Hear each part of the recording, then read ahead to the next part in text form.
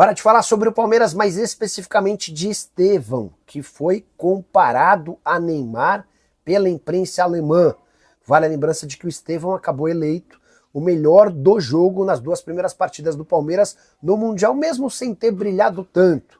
No empate em 0-0 contra o Porto e na vitória por 2-0 contra o Al-Ahly do Egito. A imprensa alemã, vou especificar, foi um jornal alemão chamado Zeit quem fez essa comparação do Neymar com o Estevão. Um dos responsáveis pela publicação afirmou que ele é o típico driblador brasileiro. O outro contou que a resposta brasileira ao Neymar é o Estevão, dando a entender que o Neymar está acabando e que quem vai sucedê-lo é o meio atacante do Palmeiras, que já está vendido ao Chelsea. Ele se muda para a Inglaterra tão logo o Super Mundial de Clubes terminar. A pergunta que eu deixo para você é: o Estevão tem potencial para repetir o que fez o Neymar? Ele pode se tornar um jogador maior do que o Neymar? Não tenho dúvida sobre o profissionalismo do Estevão, maior do que o Neymar, mas a bola para mim é incomparável. Eu acho o Neymar bem mais jogador do que o Estevão. Não acredito que o craque palmeirense terá a capacidade de jogar no mesmo nível do Neymar, mas use o espaço para comentário e deixe registrada a sua opinião também, beleza? Quero falar agora sobre o futuro de Mike, lateral direito do Palmeiras e alvo de Santos e São Paulo.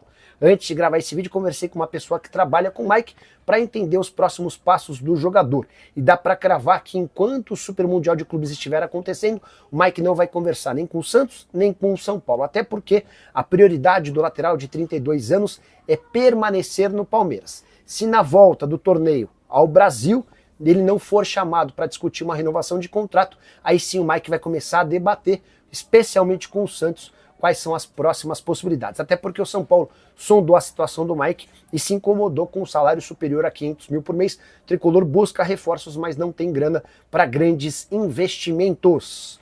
O Santos quer muito contar com o Mike, especialmente por causa do Alexandre Matos, que é diretor executivo de futebol do Peixe e já trabalhou com o Mike no Cruzeiro e no Palmeiras. O Matos topa ter o Mike agora, na metade do ano, desde que não exista a necessidade de uma compensação financeira ao Palmeiras, ou então ele topa esperar até janeiro, quando o contrato do atleta termina. Nesse caso, o Santos tentaria assinar um pré-contrato com o Mike a partir de 1º de julho. Dá para dizer que o Mike perdeu bastante espaço no time do Abel Ferreira. Nas últimas partidas que fez, nem jogou como lateral e sim como um ponta, mas diante da grande concorrência nesse setor, o Mike tem sido só uma opção no banco de reservas. Sua última partida tem quase um mês, em 25 de maio, na derrota pro Flamengo. Nos 2 jogos do Mundial, inclusive, ele nem sequer saiu do banco de reservas. E você, torcedor palmeirense, liberaria o Mike para jogar no Santos? Seguraria até dezembro? Já usa o espaço para comentário e registra a sua opinião, beleza? Para falar agora sobre Abel Ferreira, ele fica ou não no Verdão? Essa é a grande dúvida de qualquer torcedor palmeirense. O Abel deu uma entrevista longa ao GE em que ele chega a chorar ao falar um pouquinho da distância da esposa e das filhas nos primeiros anos de Palmeiras. Problema que foi superado com a mudança da família para São Paulo. E o Abel deixa bem claro que só sai do Palmeiras se for ao lado de toda a família. Dá uma olhada na frase: família para mim é tudo. E eu, em determinado momento da minha vida, enquanto treinador, fui muito egoísta, porque eu só pensei em mim e não pensava nelas. Queria ser treinador para ganhar títulos, porque eu, enquanto atleta, jogador de futebol, não havia ganhado nenhuma conquista importante. O Abel completou da seguinte maneira, abre aspas: não vou trocar o Palmeiras sem a minha família comigo. Me custou muito para tê-las por aqui. Só para completar, ainda perguntaram: mas e aí, você fica ou não fica? O contrato acaba em dezembro desse ano e a Leila tem a intenção de renovar até dezembro de 2027, quando termina seu mandato. O Abel saiu pela tangente afirmando, abre aspas: já pensei muito em mim e agora chegou o tempo de pensar em nós. O que é melhor para nós, a gente junto vai resolver. Essa conversa com a esposa e com as filhas vai acontecer ao longo do segundo semestre. O Abel não tem pressa para tomar essa decisão, até porque entende que pode se valorizar no Super Mundial de Clubes para, quem sabe, chamar a atenção de um gigante do futebol europeu. Hora de falar sobre o Palmeiras, quem fica e quem sai do clube depois do Super Mundial de Clubes. Essa pergunta é super importante e está condicionada ao desempenho alviverde no torneio que está sendo disputado nos Estados Unidos. Dá para garantir que o Abel Ferreira, independentemente do resultado do Palmeiras, fica pelo menos até dezembro. A ideia da Leila Pereira é prorrogar o contrato do treinador português até dezembro de 27. Já em relação a jogadores, há duas prateleiras. Uma de atletas que não fazem parte dos planos do Verdão.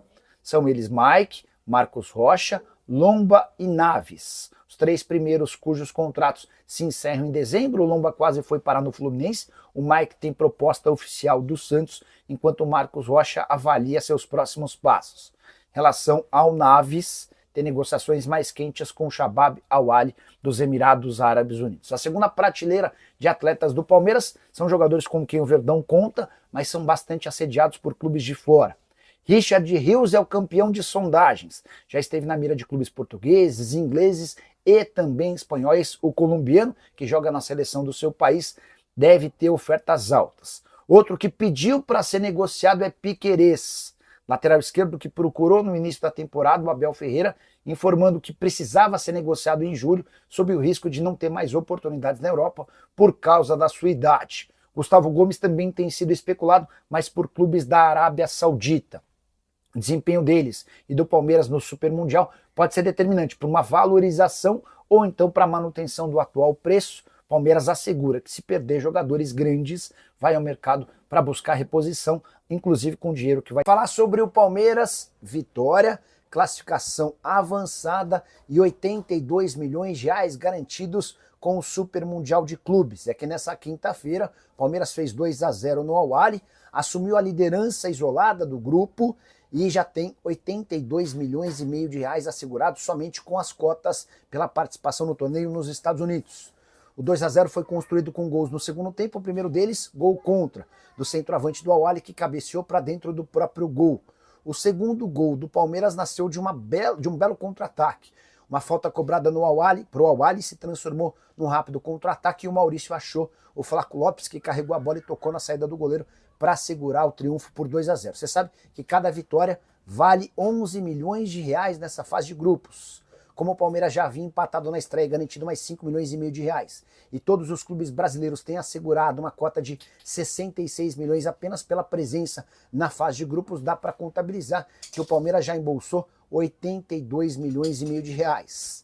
A classificação na última rodada assegura mais 41 milhões pela presença nas oitavas de final. E o Palmeiras pode, com um simples empate diante do Inter Miami na rodada final, assegurar a primeira colocação do grupo. Isso porque no outro jogo dessa mesma chave, o Inter Miami de virada surpreendeu e venceu o Porto por 2-1. Classificação de momento do grupo do Palmeiras tem. Hora de falar sobre o Palmeiras. Richard Rios virou alvo de mais um clube europeu. Pelo menos é o que garante um portal britânico, assegurando que o Nottingham Forest prepara a proposta pro Palmeiras assim que o Super Mundial terminar. Vale a lembrança de que o Nottingham Forest tem como dono Evangelos Marinakis, o magnata grego que conversou recentemente com o Palmeiras por conta de Ramon Sosa. A ideia do Verdão era contratar o atacante paraguaio do Nottingham Forest. Entre os clubes ficou tudo acertado para o pagamento de 14 milhões de euros. O negócio só não avançou porque o Ramon Sosa insiste na ideia de jogar na Inglaterra.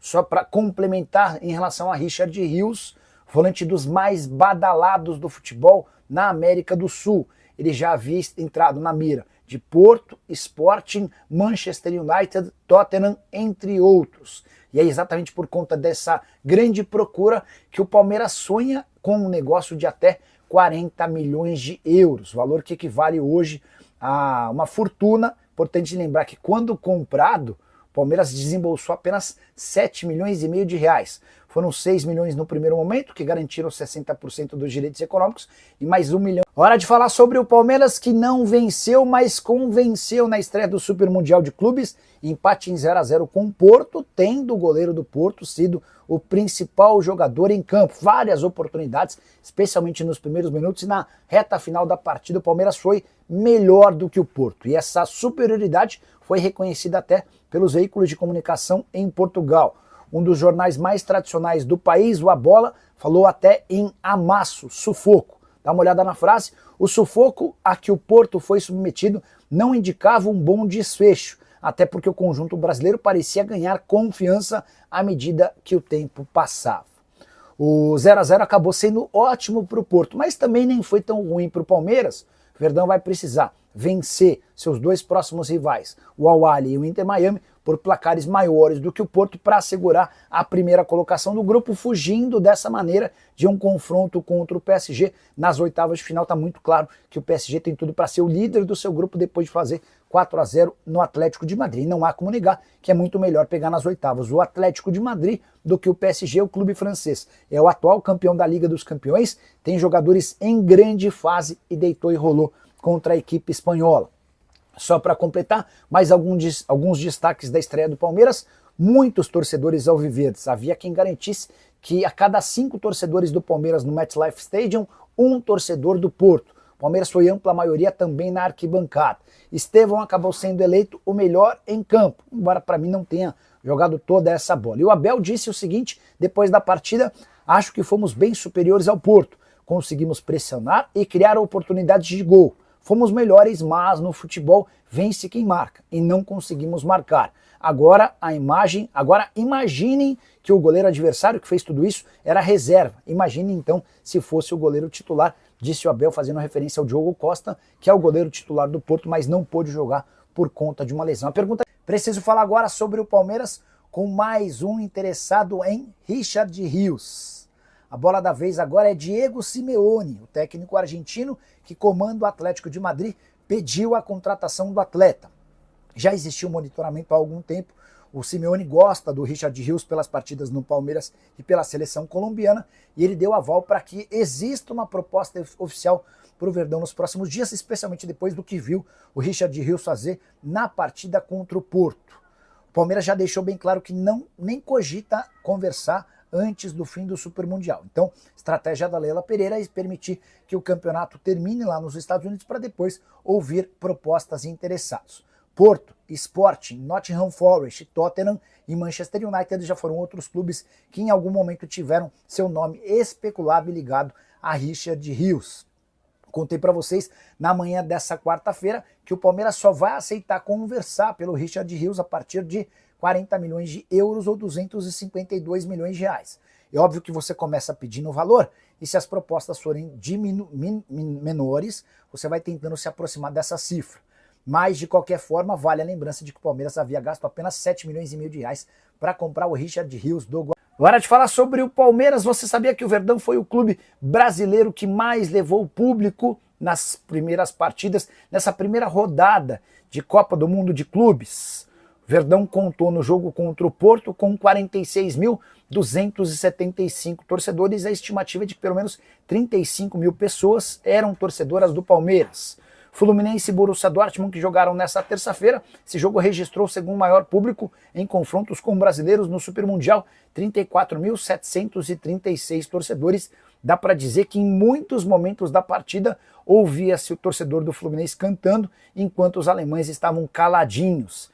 Já Botafogo e Seattle, vitória por 2 a 1 do Botafogo com 30.151 torcedores, esse com grande predomínio de torcedores do Seattle, até porque o jogo era do time mandante dentro de casa. Para completar, para minha surpresa, o clube mais popular do Brasil, o Flamengo, foi aquele que menos levou torcedores ao estádio.